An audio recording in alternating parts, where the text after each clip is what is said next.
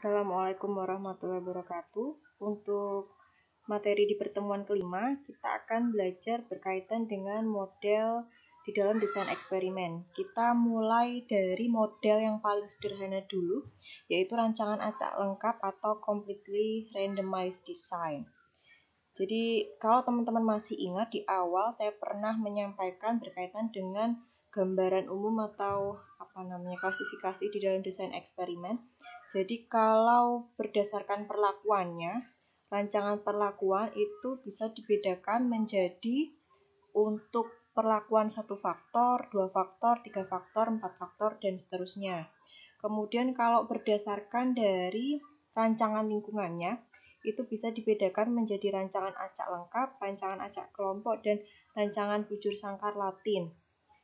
Nah, model desain eksperimen mana yang akan kita gunakan itu nanti tergantung dari kasus yang akan kita angkat. Karakteristiknya seperti apa? Apakah kasus yang kita angkat itu hanya mempertimbangkan 1 faktor, atau 2 faktor, atau 3 faktor, atau lebih banyak faktor lagi. Kemudian dari lingkungannya bagaimana? Apakah homogen atau heterogen, atau harus dikelompokkan, atau seperti apa? Nah, misalnya di dalam kasus kita faktor yang dipertimbangkan itu cuma 1, kemudian lingkungannya itu sifatnya homogen, maka yang digunakan adalah model rancangan acak lengkap dengan 1 faktor.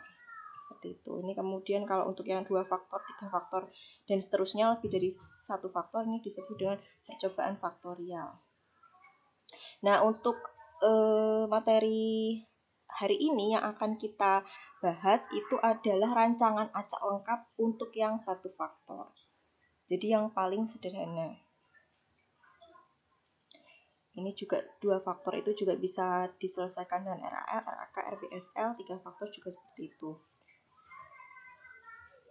Nah, kalau kita kaitkan dengan materi minggu kemarin tentang statistika inferensial, kalau di dalam statistika inferensial yang minggu kemarin kita bahas, pengujian hipotesis yang kita lakukan itu mentok sampai ke Dewey sampel. Jadi kalau teman-teman masih ingat, pengujian hipotesis itu misalnya untuk pengujian hipotesis rataan itu kan hanya rataan yang dari 1 sampel dan rataan dari 2 sampel, atau maksudnya berasal dari 2 jenis populasi atau 2 jenis sampel yang berbeda.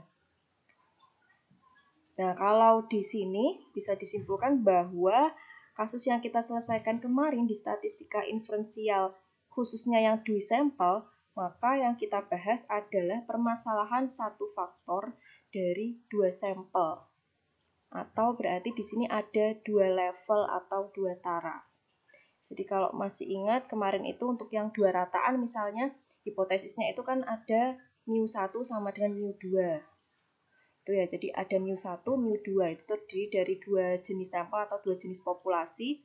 Kemudian ada 2 level di situ.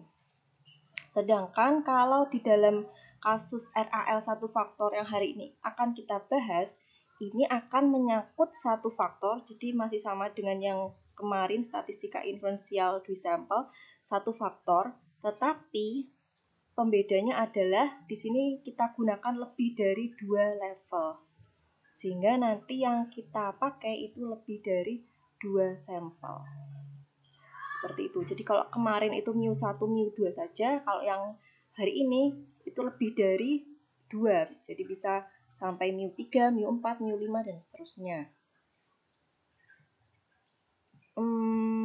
Kemudian berkaitan dengan RAL, jadi RAL itu adalah yang paling sederhana, rancangan percobaan paling sederhana, karena di sini hanya ada 2 sumber keragaman di antara N pengamatan yang diperoleh dari percobaan, yakni keragaman perlakuan dan galet percobaan. Yang dimaksud dengan keragaman perlakuan itu kalau kita gambarkan di dalam denah percobaannya, jadi nanti denah percobaan dari RAL itu seperti ini. Jadi misalnya di sini kita ingin melakukan percobaan, kita ingin melihat misalnya pengaruh temperatur pembakaran terhadap kekuatan batu bata. Nah, misalnya berarti di situ faktornya adalah temperatur pembakaran. Nah, dari temperatur pembakaran ini, misalnya kita punya 3 level. Jadi, batu batanya akan kita bakar di level 1500 derajat Celcius misalnya, kemudian 2000 derajat Celcius dan 2500 derajat Celcius. Sehingga diketahui di situ ada 3 jenis perlakuan. 1500, 2000 dan 2500 derajat Celcius. Jadi ini kan juga sudah disampaikan ya di awal bahwa untuk eksperimen yang dilakukan dengan satu faktor, maka jumlah perlakuannya akan sama dengan jumlah levelnya. Karena levelnya ada 3, maka tadi jumlah perlakuannya ada 3 juga. Nah, nanti kita eksperimen kan nih, kita lihat kalau kita pakai temperatur pembakaran yang 1500, nanti kita lihat kekuatan batu batanya seperti apa. Nah, di dalam RAL, setiap perlakuan itu dilakukan perulangan selama beberapa kali. Jadi misalnya perulangannya sebanyak 3 kali, jadi perlakuan dengan menggunakan temperatur 1500, kita ulang atau kita lakukan pada 3 unit eksperimen. Jadi kita catat di unit yang pertama, atau di sampel pertama, kekuatan batu batanya seperti apa. Kemudian sampel kedua, kekuatannya seperti apa. Sampel ketiga seperti apa. Kemudian perlakuan kedua juga sama. Perlakuan kedua berarti kita gunakan temperatur pembakaran 2000 derajat Celcius. Kita catat hasilnya. Kekuatan batu batanya untuk perulangan pertama atau sampel pertama gimana. Sampel kedua gimana, sampel ketiga gimana. Begitu seterusnya sampai selesai. Nah, yang dimaksud dengan keragaman perlakuan itu adalah hasil yang berbeda antar perlakuan. Jadi antar perlakuan 1 dengan 2, antar perlakuan 2 dengan 3, 1 dengan 3. Nah, itu keragaman perlakuannya gimana. Kemudian kalau untuk galat itu adalah error yang terjadi antar sampel atau antar unit eksperimen di dalam satu jenis perlakuan yang sama. Karena tadi untuk setiap perlakuan diulang selama 3 kali, maka kita lihat galatnya antar sampel 1 dengan 2, 1 dengan 3, 2 dengan 3, seperti apa. Itu yang dimaksud dengan galat.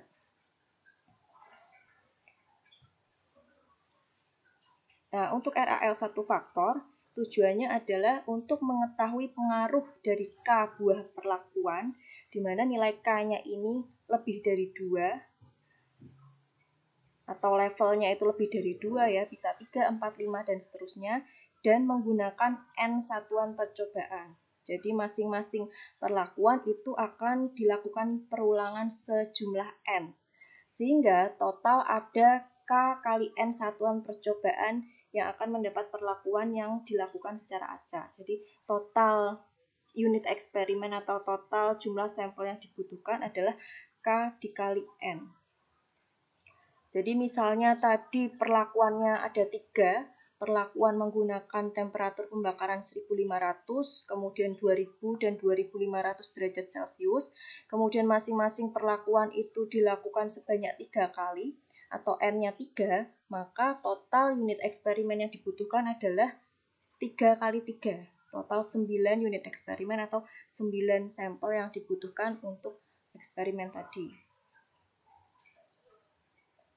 Pola ini dikenal sebagai pengacakan lengkap atau pengacakan tanpa pembatasan. Jadi setiap perlakuan itu dicobakan. Ketentuan-ketentuan di dalam menggunakan model RAL, yang pertama, jika bahan percobaannya homogen atau relatif homogen, atau tidak ada faktor lain yang mempengaruhi respon di luar faktor yang dicoba atau diteliti.